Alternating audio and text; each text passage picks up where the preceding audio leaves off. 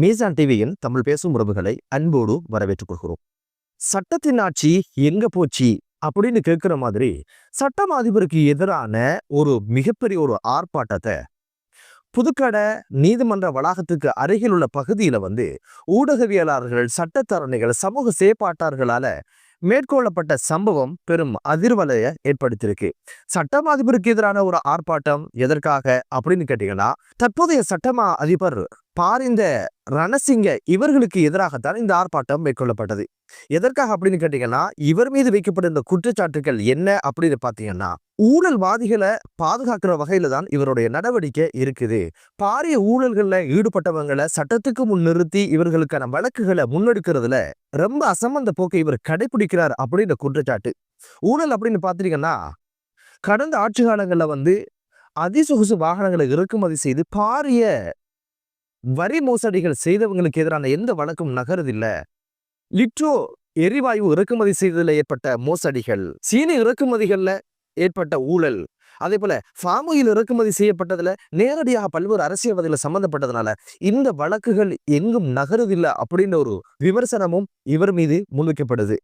தகுந்த காரணங்கள் இல்லாமலே ஒரு வழக்கு மீள பெற்றுக்கொள்ளுகின்ற ஒரு கலாச்சாரமும் உருவாகி இருக்குது. பிரதமர் ஹரணி அமரசூரிய அவங்க கூட கடந்த பாராளுமன்ற அமர்வுல சொல்லியிருந்தாங்க, 101 வழக்குகள் இவ்வாறு மீள பெற்றுக்கொள்ளப்பட்டிருக்கு அப்படின்னு சொல்லி. இவைகள் காரணம் இல்லாம வழக்குகள் மீள பெற்றுக்கொள்ளப்படுவதனால பல்வேறு ஊழலோடு சம்பந்தப்பட்ட அரசியல்வாதிகள் தப்பித்துக் கொள்றாங்க. அதுக்கான காரணமாக இவர் இருக்கிறாரு அப்படின்னு சொல்லியும் இவருடைய திணைக்களம் இருக்குது அப்படின்ற ஒரு விமர்சனத்தை முன்வைக்கிறாங்க. ரணில் விக்ரமசிங்க மற்றும் பிற அரசியல்வாதிகளை பாதுகாக்கின்ற கோணத்துல தான் இவர்களுடைய செயற்பாடு இருக்குது அப்படின்னு ஒரு விஷயமும் விமர்சனமாக ஆர்ப்பாட்டக்காரர்கள் சொல்லி இருந்தாங்க. மகர சிறைச்சாலையில ஒரு கைதி, அதே போல இந்திகை என்று சொல்லப்படுகின்ற இளைஞனுடைய படுகொலை விஷயத்திலும் சட்டம் அதிபர் திணைக்களம் நடந்து கொண்ட விதம் மிகப்பெரிய ஒரு சர்ச்சையை ஏற்படுத்தியது என்ற பல்வேறு விஷயங்களும் சொல்லப்பட்டது. லசந்த விக்ரமதுங்க அவர்களுடைய படுகொலையோடு சம்பந்தப்பட்ட சந்தேக நபர்களை குற்றச்சாட்டுக்கள் விடுவிப்பதற்கான முயற்சிகளும் எடுக்கப்பட்டதாக சொல்லப்படுது. இறுதியாக கசப்ப தேரர் உள்ளிட்ட குழுவினருக்கு பிணை வழங்கிடும். எனவே கடலோர பாதுகாப்பு சட்டத்தின் கீழ் இருக்கின்ற குற்றச்சாட்டுகளை விலக்கிக் கொள்வதற்கான முயற்சிகளும் எடுத்தாங்க அப்படின்ற குற்றச்சாட்டும் இவர் மீது முன்வைக்கப்படுது. அதே போல வசீம் தாஜுதீனுடைய படுகொலைக்கு இது சம்பந்தமான வழக்குகள் முறையாக நடக்குதில்லை என்ற பல்வேறு விஷயங்களும் பேசுபொருளாக மாறியிருக்கு. மொத்தத்துல சட்டமா அதிபர் திணைக்களத்தினுடைய அனைத்து நடவடிக்கைகளும் சாதாரண பிரஜைகளுக்கு எதிராக இருக்குதே தவிர பெரும் அரசியல் புள்ளிகள் குற்றங்களோடு சம்பந்தப்பட்டவர்களுக்கு எதிராக எந்த நடவடிக்கையும் எடுக்கிறது என்ற ஒட்டுமொத்த விமர்சனங்களும் ஆர்ப்பாட்டக்காரர்களால் முன்வைக்கப்பட்டதை பார்க்க முடிந்தது. இத்தனை காரணங்களை உள்ளடக்கித்தான் குறித்த சட்டமா அதிபருக்கு எதிரான ஆர்ப்பாட்டம் முன்னெடுக்கப்பட்டது. எதற்காக சட்டமா அதிபர் இது போன்ற அசம்பந்த போக்கை கடைபிடிக்கிறாரு? சட்டத்தை நடைமுறைப்படுத்துகின்ற அரசுக்காக வழக்குகளை முன்னெண்டு செய்கின்ற ஒரு திணைக்களம் எதற்காக இப்படி அசம்பந்த போக்கில் இருக்குது அப்படின்னு கேட்டீங்கன்னா, அதுக்குள்ளவும் அரசியல் தான் இருக்கிறது என்ற ஒரு விமர்சனம் முன்வைக்கப்படுது. காரணம் என்ன அப்படின்னு பாத்தீங்கன்னா, ரணில் விக்ரமசிங்க அவங்க தான் 2024ஆம் ஆண்டு ஜூலை மாதம் அளவுல இவரை சட்டமா அதிபராக நியமிச்சாரு அப்படின்னு ஒரு விஷயம் சொல்லப்படுது. எனவே ரணில் விக்ரமசிங்க அவங்க சம்பந்தப்பட்ட வழக்குகள், ரணில் விக்ரமசிங்க அவங்க யாரை பாதுகாக்கணும்னு நினைக்கிறாங்களோ அவர்களுடைய வழக்குகள் விஷயத்துல இவர் அசமந்த போக்கை கடைபிடிக்கிறாரு. எனவே இவர் இந்த பதவிக்கு ஆரோக்கியமற்றவர் அப்படின்னு ஒரு விஷயத்தை முன்னிறுத்தி தான் இந்த ஆர்ப்பாட்டம் நடக்கிறத பார்க்க முடிந்தது. இது போன்று சட்டமா அதிபராக இருந்தவங்க எப்போதுமே அரசியலுக்கு சோரம் போறவங்க, அரசியல்வாதிகளுடைய தேவைக்காக சட்டங்களை வளைச்சு போடுறவங்க அப்படின்ற விமர்சனம் கடந்த காலங்கள்ல பாரிய அளவுல பேசப்படுகின்ற ஒரு பேசு பொருளாக மாறி இருக்கிறத பார்க்க முடிந்தது. இதுக்கு ஒரு எடுத்துக்காட்டாக இப்போது சொல்லப்படுகிற விஷயம் என்ன அப்படின்னு பாத்தீங்கன்னா, இதுக்கு முன்னிருந்த சட்டமா அதிபர் ஜெயந்த ஜெயசூரிய நல்ல ஆட்சி சட்டமா அதிபராக 2016ஆம் ஆண்டு காலப்பகுதியில் இவருக்கான நியமனம் கொடுக்கப்படுது. 2017ஆம் ஆண்டாகும் பொழுது மாகாண சபை தேர்தலை வைக்கணும் அப்படின்னு சொல்லி ஒரு தரப்பு உச்ச நீதிமன்றத்தை அணுகி ஒரு கோர்ட்ஸ் ஆர்டரை பெறுறாங்க.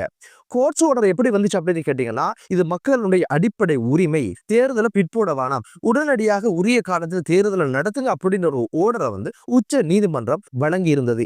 உடனடியாக ரணில் விக்ரமசிங்க, சஜித் பிரேமதாச, மைத்திரிபால சிறிசேன போன்றவங்க எல்லாம் கூடி என்ன பண்ணினாங்கன்னா, எப்படியாவது சட்டத்துல எங்காவது ஒரு ஓட்டை இருக்குதா அப்படின்னு கண்டுபிடிச்சு அந்த சபாநாயகராக இருந்தவர் கரு ஜெயசூரிய இவங்க சட்டமா அதிபராக இருந்த ஜெயந்த ஜெயசூரிய வந்து பாராளுமன்றத்துக்கு அழைத்து இது சம்பந்தமான ஒரு ஆலோசனையை நடத்துறாங்க. இவர் என்ன பண்ணினாரு அப்படின்னு கேட்டீங்கன்னா, பதவி தந்தாங்களாச்சே, அவங்களுக்கு தேவையான ஒரு சட்டத்தை எங்கேயாவது கண்டுபிடிச்சு கொடுக்கணுமே, நன்றி மனப்பாங்கோட இருக்கணுமே, மேலும் மேலும் பதவிகள் கிடைக்கணுமா இருந்தா இவங்களை குசிப்படுத்திட்டா போதுமே அப்படின்ற மாதிரி இவர் என்ன பண்ணிருக்கிறார் அப்படின்னு கேட்டீங்கன்னா, சட்டசபைக்கு மேல எந்த ஒரு உச்ச சபையும் கிடையாது. எனவே நீங்கள் எடுப்பதுதான் தீர்மானம். தேர்தலை பிற்போடுவதற்கான ஒரு சட்ட ஆலோசனை வழங்கி இருந்தார் என்பதும் நீதித்துறைக்கு விட்ட சவாலாக பார்க்கப்பட்டது. இதுக்கு பிறகு என்ன நடந்துச்சு அப்படின்னு கேட்டீங்கன்னா, சட்டமா அதிபராக இருக்கின்றவருக்கு வந்து 2019 ஆண்டாகும் பொழுது பிரதம நீதி அரசராக மைத்திரிபால சிறிசேன அவங்க வந்து பதவி உயர்வு கொடுத்தாங்க. மைத்திரிபால சிறிசேன பல்வேறு காலகட்டங்களில் சொன்னாரு, மஹிந்த ராஜபக்சங்களுக்கு எதிரான வழக்குகளை துரிதப்படுத்த சொல்லியும் சட்டமா அதிபர் அதை கையில் எடுக்கிறார் இல்ல அப்படின்னு சொல்லியிருந்தாரு. காரணம் என்ன அப்படின்னு பாத்தீங்கன்னா, இந்த பதவிகள் எல்லாம் அந்த காலகட்டத்தில் மைத்திரிபால சிறிசேன கொடுத்தாலும் அதுக்கு பின்புலமாக ஆட்களை அடையாளப்படுத்தியதும் இந்த பதவிக்கு இவர் பொருத்தம் அப்படின்னு சிபாரிசுகளை பண்ணினது வந்து ரணில் விக்ரமசிங்க அவங்க.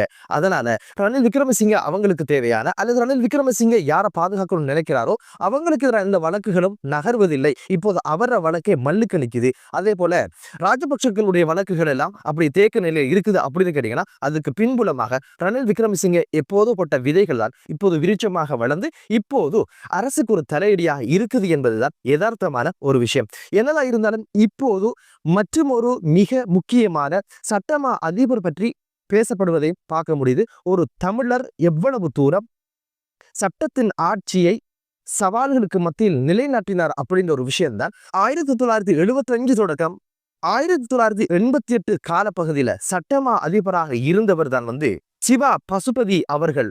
சிவா பசுபதி அவர்களுக்கு பிற்பாடு எந்த ஒரு சட்டமா அதிபரும் வந்து அரசியல்வாதிக்கு சோரம் போகாம அரசியல்வாதிக்கு தேவையான சட்டங்களை நடைமுறைப்படுத்தாமல் இருந்ததில்லை. இந்த ஒரு சட்டமா அதிபர் மட்டும்தான் ஜெயவர்தனுடைய அரசுக்கு எதிராக பல்வேறு அழுத்தங்கள் வந்த போதிலும் அடிபணியாமல் செயற்பட்டவர் அப்படின்னு சொல்லி ஒரு வழக்கு சம்பந்தமான விஷயங்களும் இப்போது பேசுபொருளாக மாறி இருக்கு. அந்த காலப்பகுதியில வந்து 87 மில்லியன் ரூபாய் சுங்க திணைக்களத்துல மோசடி நடந்ததை கண்டுபிடிச்சாங்க.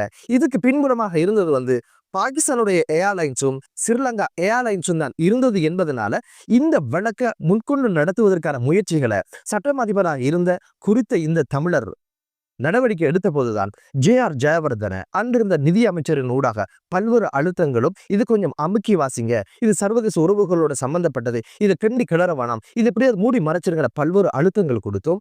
இது மக்கள் வரி பணம், சட்டத்தின் ஆட்சியை நிலைநாட்டணும், எந்த அழுத்தத்திற்கும் நான் பயப்பட மாட்டேன், சட்டத்தின் ஆட்சியை நிலைநிறுத்துவேன் என்ற ஒரு கோஷத்தோட அந்த ஒரு வழக்கை நடத்தி முடிச்சதாக சொல்லப்படுது. 87 மில்லியன் ரூபாவை மீள செலுத்தும் வரை குறித்த விமான சேவைகளுக்கான தடையை இவர் விதித்தார் என்ற ஒரு விஷயம் சொல்லப்படுது. சட்டத்தின் ஆட்சி நிலைநிறுத்தப்படணும், அதுதான் எனது பதவிக்குரிய பண்பாக இருக்கும் அப்படின்னு சொல்லி அந்த ஒரு விஷயத்தை கச்சிதமாக செஞ்சு முடிச்சார் அப்படின்ற ஒரு விஷயம் இப்போது பேசுபொருளாக மாறி இருக்குது.